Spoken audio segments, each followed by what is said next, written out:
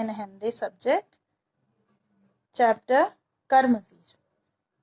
अयोध्या सिंह उपाध्याय द्वारा रचित हरिऔध द्वारा रचित ये कविता बहुत ही उद्देश्यपूर्ण है और आपको एनकरेज करने वाली एक कविता है। अयोध्या सिंह उपाध्याय हरिऔध का जन्म सन 1865 में निजामाबाद जिला आजमगढ़ उत्तर प्रदेश में हुआ था। इनके पिता का नाम पंडित भोलानाथ उपाध्याय था। 5 वर्ष की उम्र में फारसी के माध्यम से उपाध्याय जी की शिक्षा प्रारंभ हुई। मिडिल परीक्षा में प्रथम श्रेणी में उत्तीर्ण होने पर इन्होंने क्वींस कॉलेज बनारस में प्रवेश लिया। अस्वस्थ होने के कारण इन्हें कॉलेज छोड़ना पड़ा। उन्होंने घर पर ही हिंदी, संस्कृत, अंग्रेजी, उर्दू, फारसी का अध्ययन किया। साहित्य सेवा। हरिऔध जी प्रतिभाशाली कवि थे। उन्होंने सामाजिक कुरीतियों का खुलकर चित्रण किया। खड़ी बोली को स्थापित करने में आपका अमूल्य योगदान है। आपके काव्य में लोक हित को विशेष महत्व दिया गया है।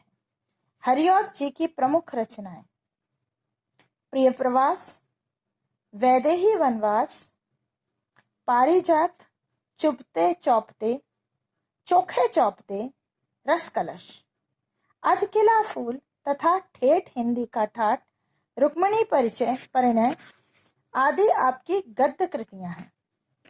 काव्यगत विशेषताएं। हरिऔध के काव्य की विशेषताएं इस प्रकार है। लोकहित का भाव, प्रकृति चित्रण, रस योजना,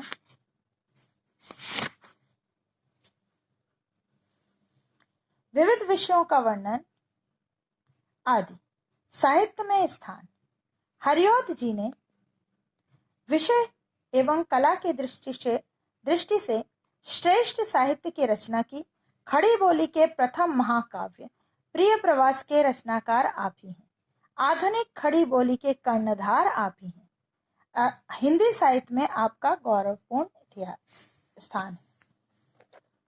अयोध्या सिंह उपाध्याय हरिऔध, आज जो भाषा हम बोलते हैं उसको खड़ी बोली कहते हैं और उस भाषा में लिखने वाले ये एक महान कवि हैं।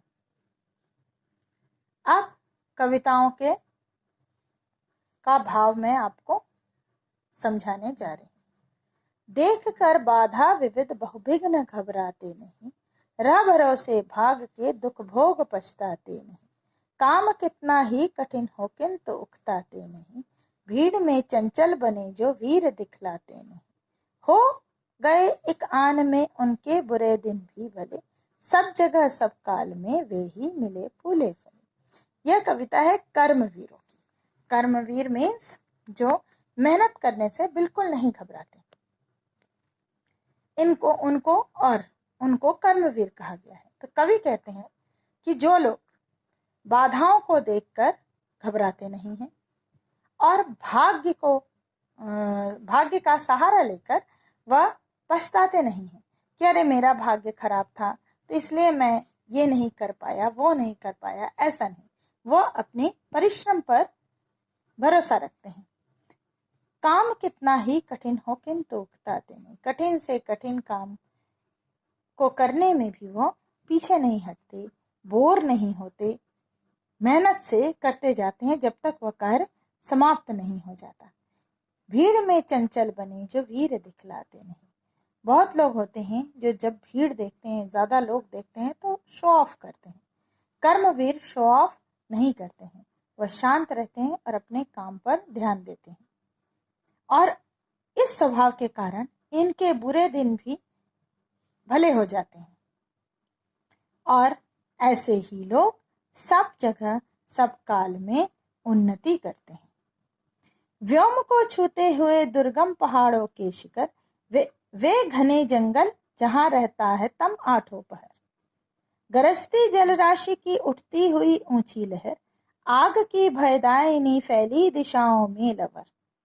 ये कपा सकती कभी जिसके कलेजे को नहीं, भूल कर भी वह नहीं नाकाम रहता है कहीं। व्योम आकाश को कहते हैं। व्योम को छूते हुए जो दुर्गम पहाड़ हैं, ऊंची ऊंची चोटियां हैं, उनको भी वह पार कर जाते हैं। घने जंगल जहां पर तम अंधेरे को कहते हैं, 8 पहर मीन्स एक दिन में 8 पहर होते हैं, पूरे दिन जहां पर घना अंधेरा रहता है, ऐसे घने जंगल, ऊंची ऊंची लहरों वाली गरजती जलराशि, समुद्र कह सकते हैं, और भयदायिनी जो चारों तरफ आग फैली हुई है, जंगलों में जब आग लगती है चारों तरफ फैली हुई आग, ऐसे भयंकर कपासक दृश्य या परिस्थितियां इनके कलेजे को बिल्कुल नहीं कपाती। मतलब ऐसी परिस्थितियों के सामने भी वे बिल्कुल भी नहीं डरते और इसलिए वे कभी नाकाम नहीं होते। काम को आरंभ करके यो नहीं जो छोड़ते, सामना करके नहीं जो भूल कर मुंह मोड़ते, जो गगन के फूल बातों से नहीं है तोड़ते, संपदा मन से करोड़ों की नहीं जो जोड़ते, बन गया हीरा उन्हीं के हाथ से है कार्बन, कांच को करके दिखा देते हैं वे उज्जवल रतन। काम, कोई भी काम, ये कर्मवीरों की विशेषताएं हैं। कोई भी काम जब वो शुरू करते हैं तो उसको फिनिश करके या अंत करके ही छोड़ते हैं, और अगर कोई मुसीबत सामने आ जाए तो वो पीठ दिखाकर भागते नहीं और बड़ी बड़ी बातें बिल्कुल भी नहीं करते हैं। अर्थात जो गगन के फूल मतलब आसमानी जो फूल है, मतलब वह काल्पनिक है, और झूठ झूठ जो तोड़ते हैं, ऐसी झूठी बातें या काल्पनिक बातें या बड़ी बड़ी बातें वो नहीं करते हैं, और मन में सपनों में करोड़ों रुपए नहीं जोड़ते। करोड़ों के सपने वो मन ही मन नहीं देखते हैं, जो देखते हैं वो आंख खुली करके देखते हैं और उन्हें पूरा करते हैं अपनी मेहनत से। ऐसे ही मेहनती लोगों के हाथों में ही जो साधारण कार्बन है वह हीरा बन जाता है, और कांच को भी वह चमकता रत्न बना देते हैं।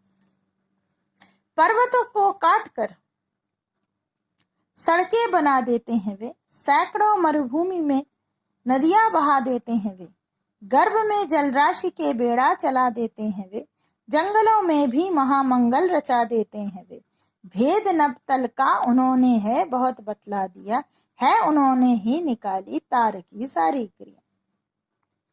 ऐसे ही कर्मवीर पर्वत को काटकर रास्ता बनाते हैं और मरुभूमियों में नदियां बहा देते हैं, और घनी जलराशि या गंभीर जलराशि या गहरी जलराशि में भी वह नाव चला देते हैं, और जंगल में भी जहां पर किसी तरह का कोई भी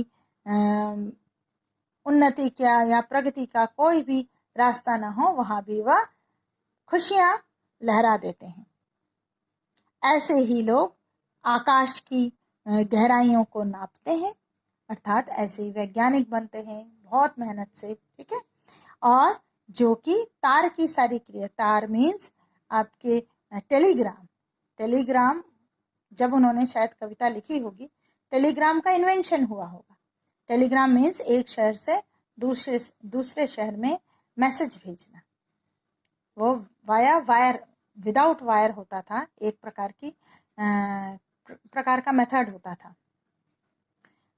उसको इन्वेंट करने वाले भी ऐसे ही मेहनती लोग होंगे। यह कवि के विचार है।